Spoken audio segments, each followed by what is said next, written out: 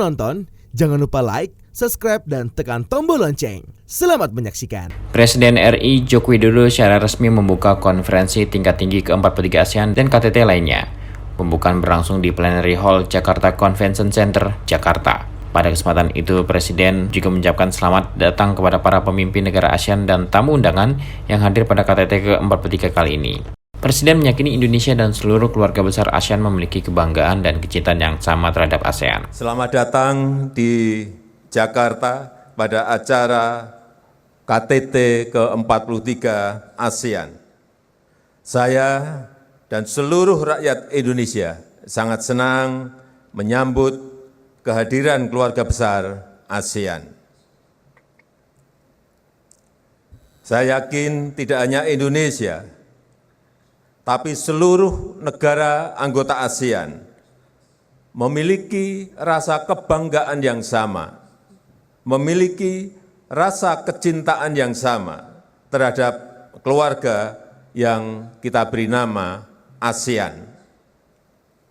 Memang, akhir-akhir ini saya sering mendengar pertanyaan publik terkait ASEAN, yaitu apakah ASEAN akan terpecah dan tidak bisa bersatu? Apakah kapal ASEAN mampu terus melaju? Yang mulia, pada momentum yang baik ini, sebagai anggota keluarga dan sebagai ketua ASEAN, saya ingin menegaskan bahwa kesatuan ASEAN sampai dengan saat ini masih terpelihara dengan baik. Kesatuan jangan diartikan tidak ada perbedaan pendapat. Sebagai negara yang memiliki beragam suku, budaya, bahasa, dan agama, bagi Indonesia, kesatuan itu adalah sebuah harmoni dalam perbedaan, termasuk di dalamnya perbedaan pendapat.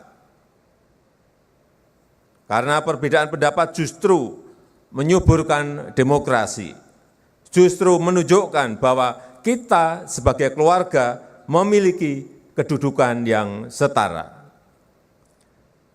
Kesetaraan ini yang saya lihat sudah menjadi barang langka di dunia. Banyak ketidakadilan dan konflik terjadi akibat tidak adanya kesetaraan.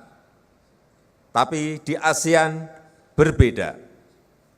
Kesetaraan justru menjadi value utama yang kita hormati dan kita junjung bersama dalam bingkai persatuan dan kebersamaan sehingga kapal besar ASEAN dapat terus melaju. Kita sadar dunia memang sedang tidak baik-baik saja. Tantangan masa depan semakin berat dan mengakibatkan perebutan pengaruh oleh kekuatan besar. Tapi ASEAN sudah sepakat untuk tidak menjadi proksi bagi kekuatan manapun, untuk bekerja sama dengan siapapun bagi perdamaian dan kemakmuran. Jangan jadikan kapal kami, ASEAN, sebagai arena rivalitas yang saling menghancurkan. Tapi jadikanlah kapal ASEAN ini sebagai ladang untuk menumbuhkan kerjasama, untuk menciptakan kemakmuran, menciptakan stabilitas, menciptakan perdamaian yang tidak hanya bagi kawasan, tapi juga bagi dunia.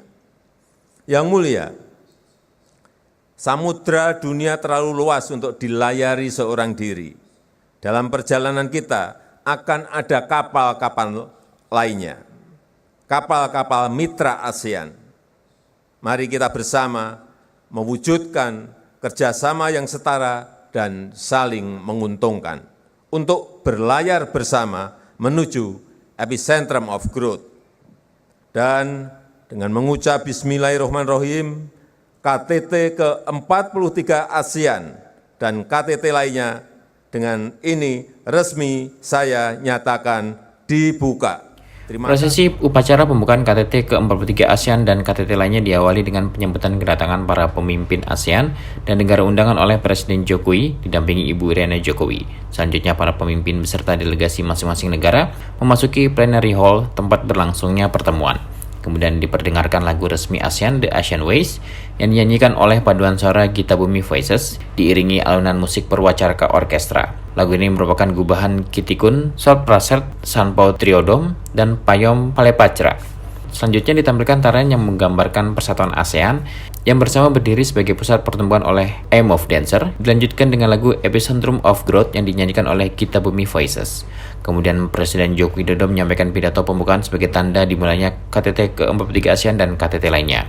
Usai Presiden Jokowi memberikan sambutan para pemimpin ASEAN beserta Bangladesh selaku Ketua Indian Ocean Rim Association atau IORA dan Kepulauan Cook selaku Ketua Pacific Island Forum atau PIF melakukan sesi foto bersama yang salah satunya dengan pose jabat tangan khas ASEAN, Asian Way. Pada acara pembukaan ini juga diserahkan penghargaan ASEAN Prize 2022 dan 2023 yang dilakukan oleh Presiden Joko Widodo didampingi Sekretaris Jenderal ASEAN Ko Kim Horn. ASEAN Prize 2022 dianugerahkan kepada Nguyen Thi Tu Yat Min dari Vietnam dan ASEAN Prize 2023 dianugerahkan kepada Muhammad Iqbal Fakri bin Haji Damit dari Brunei Darussalam. Tim Eljan Media melaporkan.